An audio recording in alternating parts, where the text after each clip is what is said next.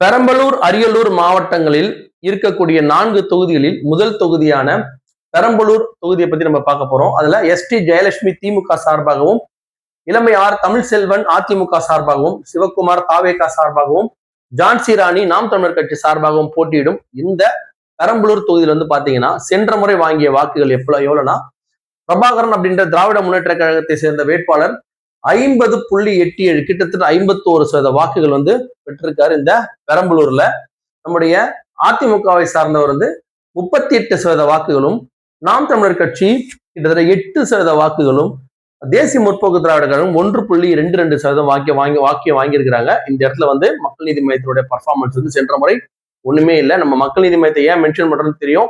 மக்கள் நீதி மையம் சினிமா நடிகர், தாவேகாவும் சினிமா நடிகர். ஆனா மக்கள் நீதி மையத்தை விட 4-5 மடங்கு மிகப்பெரிய ஒரு வரவேற்பு கொண்ட ஒரு நடிகரா வந்து விஜய் இருக்கிறாரு.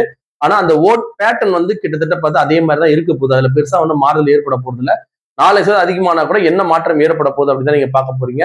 அந்த வகையில பாத்தீங்கன்னா பெரம்பலூர் சென்ற முறை 51% வாங்கிய திமுக 44%, 38% வாங்கிய அதிமுக 37, நாம் தமிழர் 8 15% வாக்குகளும், தாவேகா மற்றும் அதர்ஸ் வந்து 4% வாக்குகளும் வாங்கும். இந்த பெரம்பலூர் தொகுதியில வந்து திமுக ஒரு 7% வாக்குகள் வித்தியாசத்துல வந்து ரொம்ப சர்வசாதாரணமா இந்த தொகுதியை வந்து கைப்பற்றிடுவாங்க. இதுக்கு அடுத்து நம்ம பார்க்க போற தொகுதி வந்து குன்னம்ல வந்து எஸ் சிவசங்கரன், ரொம்ப உங்களுக்கு ஃபேமஸான அமைச்சரா இருக்கிறவரு.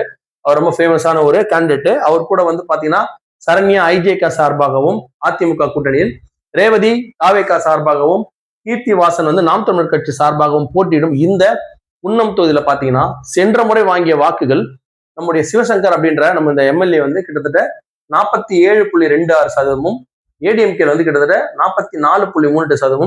இந்த இடத்துல நாம் தமிழர் கட்சி குறைவான வாக்குகள் தான் 4%, அம்மா மக்கள் முன்னேற்ற கழகம் 1% குறைவான வாக்குகளும் பெற்றிருக்கு.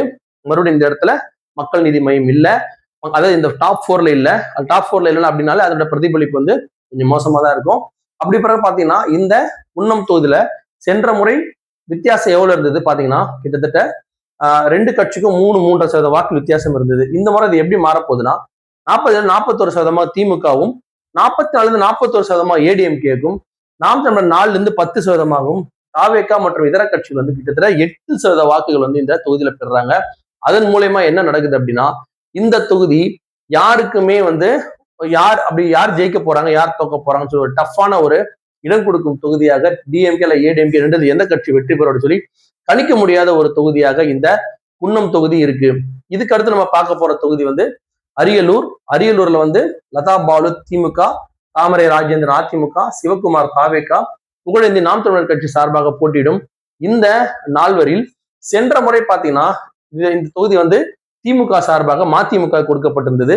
அவங்க வந்து கிட்டத்தட்ட 46.16%, அதிமுக கிட்டத்தட்ட 45% வாக்குகளும், நாம் தமிழர் 5.5% வாக்குகளும், அம்மா மக்கள் முன்னேற்ற கழகம் 1% குறைவான வாக்குகளும் பெற்றிருக்கு. இந்த இடத்துலயும் மக்கள் நீதி மையம் டாப் 4ல இல்ல, அந்த கூட்டணி இதுல இல்ல.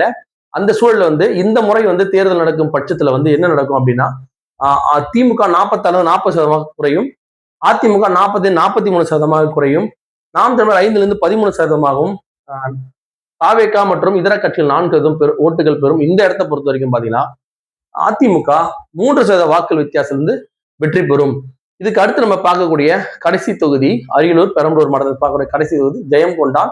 இதுல வந்து கண்ணன் திமுக, வைத்தி பிஎம்கே, கவிதாஜி ராஜேந்திரன் தாவேகா, ரேவதி கலைமணி வந்து நாம் தமிழர் கட்சி சார்ந்த இந்த 4 போட்டியிடும் இந்த தொகுதியை பொறுத்த வரைக்கும் பாத்தீங்கன்னா சென்ற முறை கண்ணன் கிட்டத்தட்ட 46% வாக்குகளும், பாட்டாளி மக்கள் கட்சி சார்பாக போட்ட கே பால் உங்களுக்கு தெரியும் நினைக்கிறேன், அவர் வந்து 43.48%, நாம் தமிழர் 4.6%, இந்திய ஜனநாயக கட்சி வந்து 2.17% வாக்குகளும் பெற்ற இந்த ஜெயங்கொண்டான்ல இந்த முறை தேர்தல் நடக்கும் பட்சத்துல அது என்ன நடக்க போகுதுன்னா 46-40 43-40 5% கொண்ட நாம் தமிழர் கட்சி 14% வாக்குகளும், தாவேகா 6 அதுவும் தாவேகா அல்லது இதர கட்சிகள்லாம் சேர்ந்து 6% வாக்குகள் பெறும்.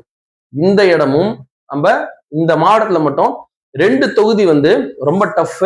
அதுல இந்த தொகுதி ஜெயங்கொண்டான் தொகுதியும் வந்து ஏடிஎம்கேவா இல்ல டிஎம்கேவா அப்படின்றது தெரியாத அளவுக்கு வந்து ஒரு டஃப் ஃபைட் உள்ள ஒரு தொகுதியா வந்து இந்த தொகுதி இருக்கு.